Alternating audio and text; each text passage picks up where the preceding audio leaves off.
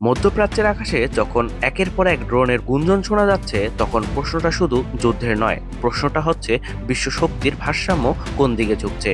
United state বহুবার ঘোষণা করেছে তাদের সামরিক শক্তির সামনে কোনো রাষ্ট্র টিকতে পারবে না, কিন্তু ইরানকে ঘিরে সাম্প্রতিক উত্তেজনা যেন সেই আত্মবিশ্বাসকেই চ্যালেঞ্জ ছুড়ে দিচ্ছে। ওয়াশিংটনের কৌশল ছিল দ্রুত, নির্ভুল এবং ভয়ঙ্কর শক্তির প্রদর্শন। ধারণা করা হয়েছিল কয়েক দফা বিমান হামলা ও ক্ষেপণাস্ত্রের আঘাতেই তেহরানকে চাপে ফেলা যাবে, কিন্তু বাস্তবতা হয়ে উঠেছে ভিন্ন। ইরানের পাহাড়ি ঘাঁটি ছড়িয়ে থাকা আন্ডারগ্রাউন্ড স্থাপনা আর বিকেন্দ্রিক ক্ষেপণাস্ত্র ইউনিট সব মিলিয়ে যুদ্ধক্ষেত্রটা হয়ে উঠেছে জটিল। মধ্যপ্রাচ্যে থাকা মার্কিন ঘাঁটিগুলোর দিকে পাল্টা ড্রোন ও ব্যালিস্টিক ক্ষেপণাস্ত্রের হামলা শুরু হতেই পরিস্থিতি বদলে যেতে থাকে। বিশ্লেষকরা বলেছেন ইরানকে সহজ লক্ষ্য ভাবার কৌশল এখনো বুমেরাং হয়ে দাঁড়াতে পারে। যুদ্ধের প্রথম কয়েকদিন মার্কিন প্রতিরক্ষা ব্যবস্থার উপর চাপ বাড়তে থাকে, একের পর এক ইন্টারসেপ্ট ক্ষেপণাস্ত্র ছোড়াচ্ছে আকাশে। কিন্তু প্রশ্ন উঠছে, এই মজুদ কতদিন চলবে? হোয়াইট হাউসের ভেতরে নীরব উদ্বেগের কথা পশ্চিমা সংবাদ মাধ্যমে উঠে এসেছে। জানা যাচ্ছে উচ্চমাত্রার সংঘাতে গুরুত্বপূর্ণ প্রতিরক্ষা ক্ষেপণাস্ত্রের মজুদ দ্রুত কমে আসছে।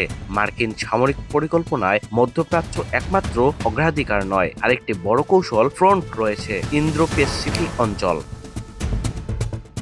এই মুহূর্তে সরাসরি যুদ্ধে নেই চায়না, কিন্তু কূটনৈতিক ভাষায়, বিবৃতিতে এবং অর্থনৈতিক সমর্থনে তারা স্পষ্টভাবে ইরানের পাশে অবস্থান নিয়েছে। বেইজিং প্রকাশ্যে সামরিক হস্তক্ষেপ না করলেও পরিস্থিতি গভীরভাবে পর্যবেক্ষণ করছে, কারণ যুক্তরাষ্ট্র যদি মধ্যপ্রাচ্যে তার শক্তি ও মনোযোগ আটকে ফেলে, তাহলে ইন্দো প্যাসিফিক কৌশলগতভাবে শূন্যতা তৈরি করতে পারে।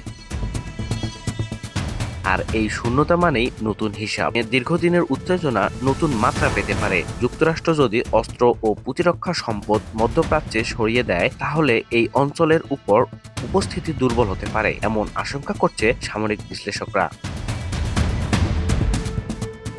আধুনিক যুদ্ধ শুধু সাহসের নয়, এটা সম্পদেরও লড়াই। প্রতিটি ইন্টারসেপ্ট ক্ষেপণাস্ত্রের দাম কয়েক মিলিয়ন ডলার, প্রতিটি বিমান অভিযানের খরচ বিশাল। দীর্ঘমেয়াদী সংঘাতে তাই শক্তিশালী দেশগুলোকেও হিসাব কষে এগোতে হয়। যদি সংঘাত দীর্ঘায়িত হয়, তাহলে প্রশ্ন উঠবে, যুক্তরাষ্ট্র কি একসাথে দুই ফ্রন্টের চাপ সামলাতে পারবে? মধ্যপ্রাচ্যে ইরান আর দূরপ্রাচ্যে চীন, এই দুইমুখী চ্যালেঞ্জই এখন ওয়াশিংটনের সবচেয়ে বড় কৌশলগত দুশ্চিন্তা।